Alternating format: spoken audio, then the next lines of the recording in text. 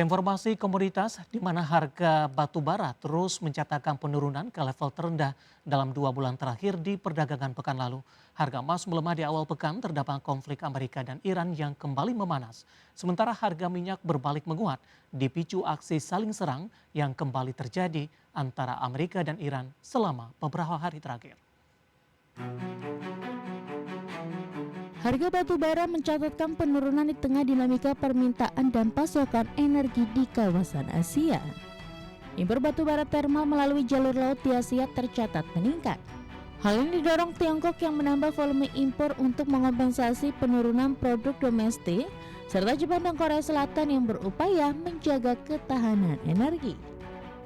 Dikutip dari Refinitiv di Jumat pekan lalu, harga kontrak berjangka batubara Newcastle ditutup di level 126 dolar Amerika per ton, melemah 1,95% dibandingkan penutupan hari sebelumnya di level 126,5 dolar Amerika per ton. Catatan ini membuat harga batubara telah mengalami penurunan 2,36% dalam 2 hari perdagangan beruntun. Harga penutupan ini juga merupakan titik terendah sejak 21 April 2026. Harga emas dunia melemah di Senin pagi waktu setempat seiring meningkatnya ketegangan antara Amerika Serikat dan Iran yang mendorong kenaikan harga minyak, sementara ekspektasi pasar terhadap kenaikan suku bunga acuan The Fed juga membebani logam mulia. Mengutip Reuters, harga emas spot turun 0,5% di 4.067,99 dolar Amerika per troy ounce. Tekanan terhadap harga emas muncul setelah Iran meluncurkan rudal dan drone ke pangkalan militer Amerika di Kuwait dan Bahrain di minggu waktu setempat, tidak lama setelah Presiden Amerika Serikat Donald Trump mengancam akan menghabisi kepemimpinan Iran apabila Teheran tidak mematuhi kesepakatan penghentian perang. Harga minyak dunia bergerak menguat di Senin pagi waktu Asia. Kenaikan dipicu aksi saling serang yang kembali terjadi antara Amerika dan Iran selama beberapa hari terakhir. Insiden tersebut menegaskan betapa rapuhnya kesepakatan damai interim kedua belah pihak, sekaligus kembali memperlambat jalur pengiriman energi di Selat Hormuz. Melansir Reuters, minyak mentah Brent naik 0,8% ke level 72,57 dolar Amerika per barel. Minyak mentah WTI Amerika Serikat di posisi 70,11 dolar Amerika per barel, naik 1,3%. Sepanjang pekan lalu, harga minyak Brent sempat merosot hingga 10,6%, mencatatkan penurunan mingguan ketiga beruntun terdampak pengiriman minyak mentah melalui Selat Hormuz yang menyentuh level tertinggi sejak ketegangan militer di Timur Tengah pecah di akhir Februari lalu. Berbagai sumber, IDX Channel.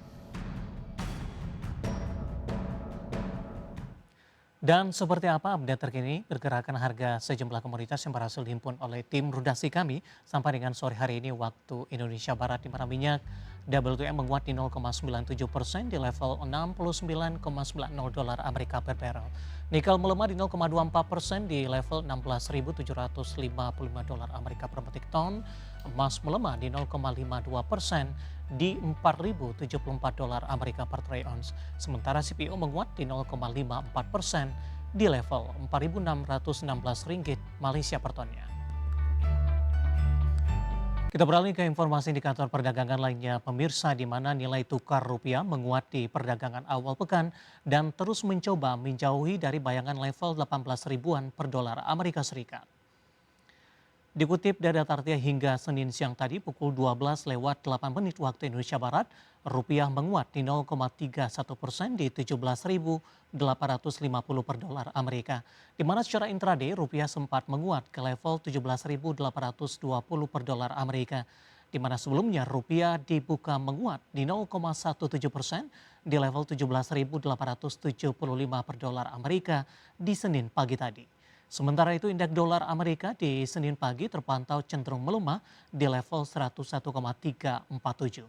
Penguatan rupiah di awal pekan terjadi di tengah dolar Amerika yang mulai kehilangan tenaga di pasar global.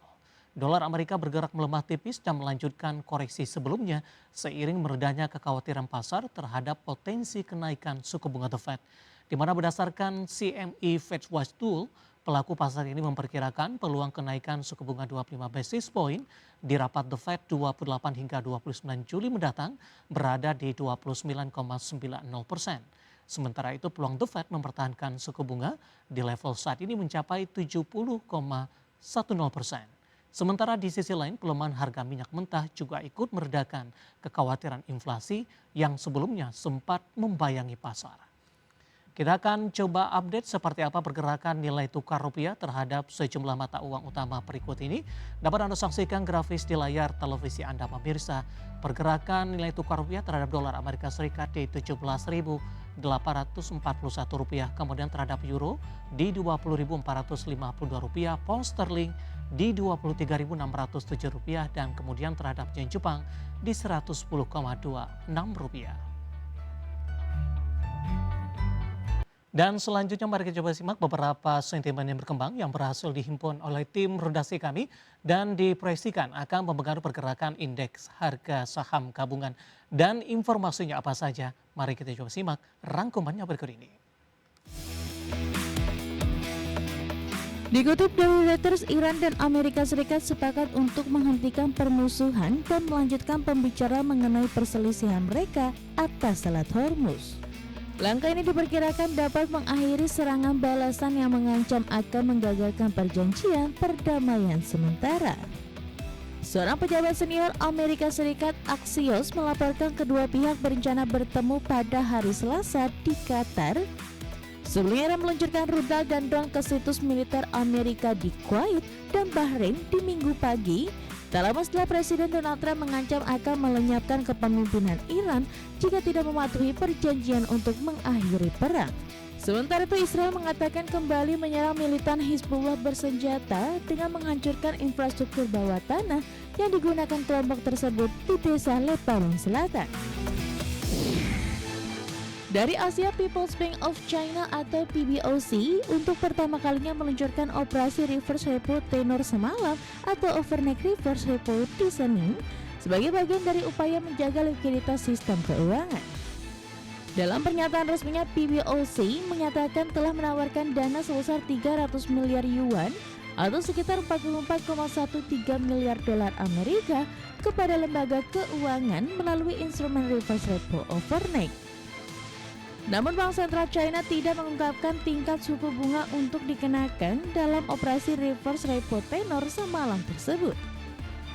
Selain itu, PBOC juga menggelontorkan 157,5 miliar yuan melalui operasi reverse repo tenor 7 hari. Suku bunga untuk reverse repo 7 hari dipertahankan di level 1,4%, tidak berubah dari operasi sebelumnya.